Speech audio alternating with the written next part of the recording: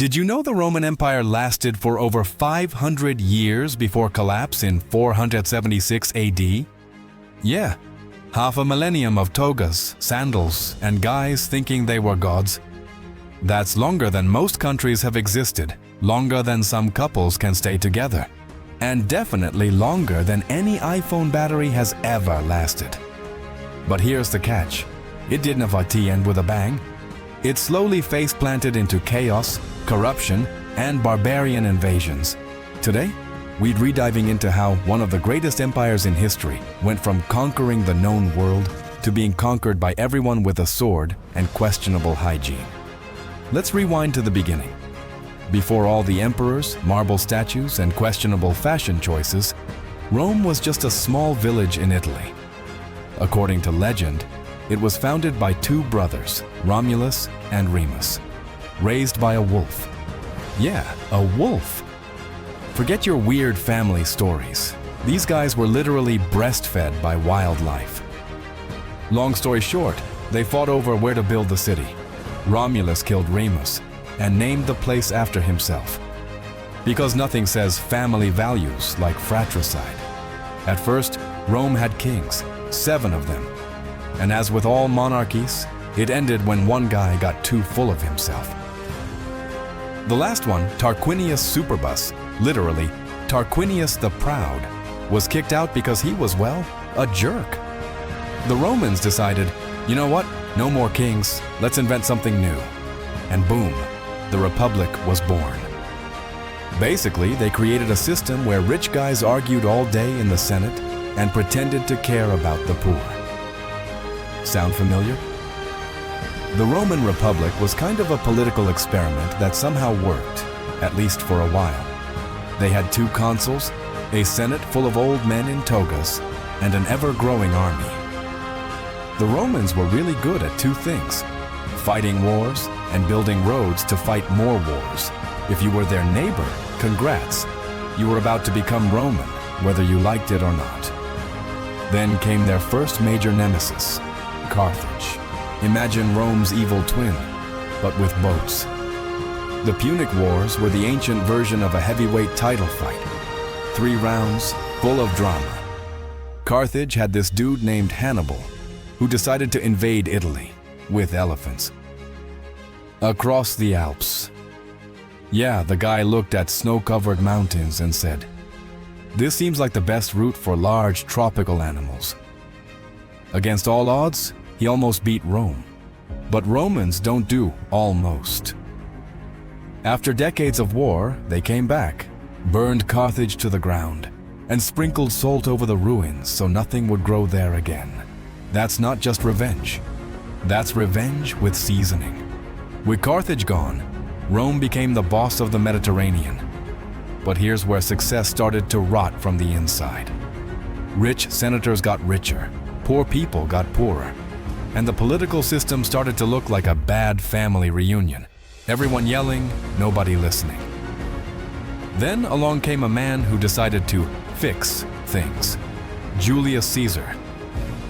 Now, Julius Caesar wasn't just some random guy. He was charismatic, ambitious, and basically had the confidence of a modern-day influencer. He conquered Gaul, modern-day France, wrote his own war memoirs to hype himself up, and then marched into Rome like, "I'm back, baby."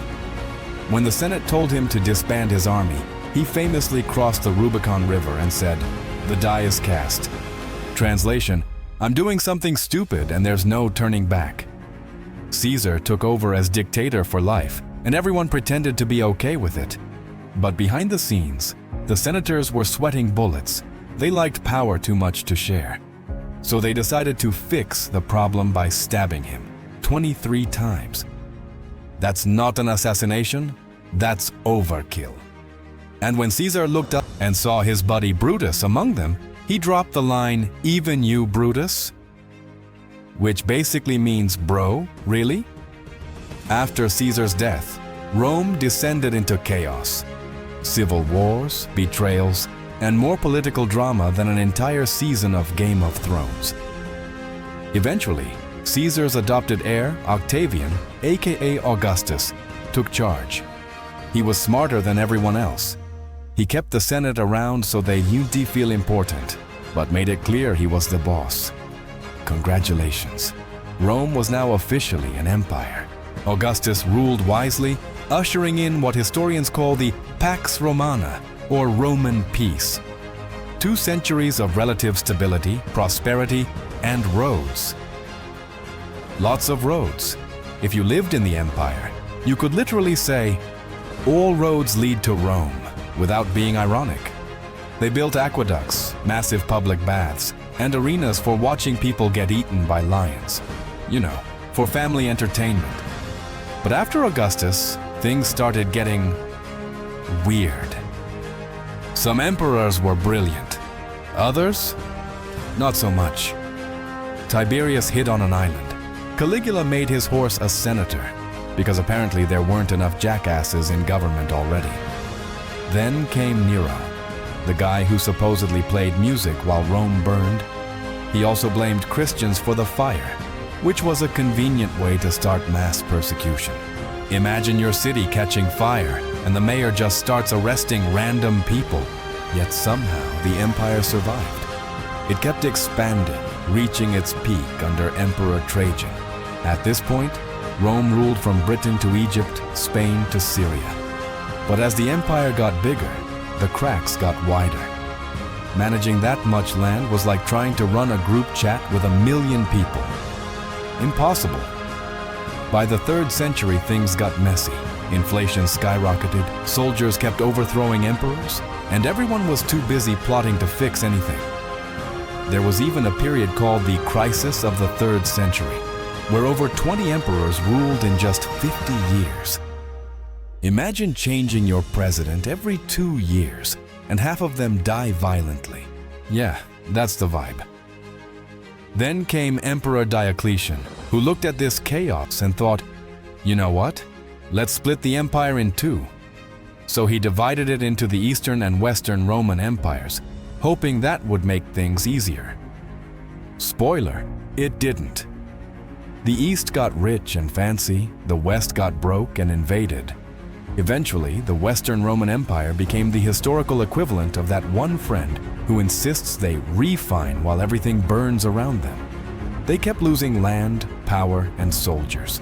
Barbarians, Germanic tribes, Visigoths, Vandals were knocking on the gates, and Rome was like, we'll deal with it later. In 410 AD, the Visigoths sacked Rome. For the first time in 800 years, the Eternal City was looted. That's like someone stealing your Wi-Fi password after you bragged about your security system for centuries. And then came 476 AD, the year it all officially ended. The last emperor, a boy ironically named Romulus Augustulus, basically Little Augustus, was deposed by a Germanic general named Odoacer. Talk about coming full circle. Rome started with Romulus and ended with Romulus. Poetic in a we messed up everything kind of way. But here's the twist. Rome never really died. The Eastern Empire, also known as the Byzantine Empire, kept going for another 1,000 years. And Roman culture? It's basically everywhere. Our laws, languages, architecture, even our obsession with big egos and bigger buildings, all thanks to them. So yeah, the empire fell, but its ghost is still haunting our daily lives. What's wild is how relatable their downfall feels. Corruption, inflation, political division, overexpansion. It's like history's way of saying, don't get too comfy. Rome didn't fall overnight. It slowly unraveled, one bad decision at a time. The empire was too big, too proud, and too dependent on conquest and ego-driven rulers. If Rome had a motto at the end, it'd be, we peaked too soon.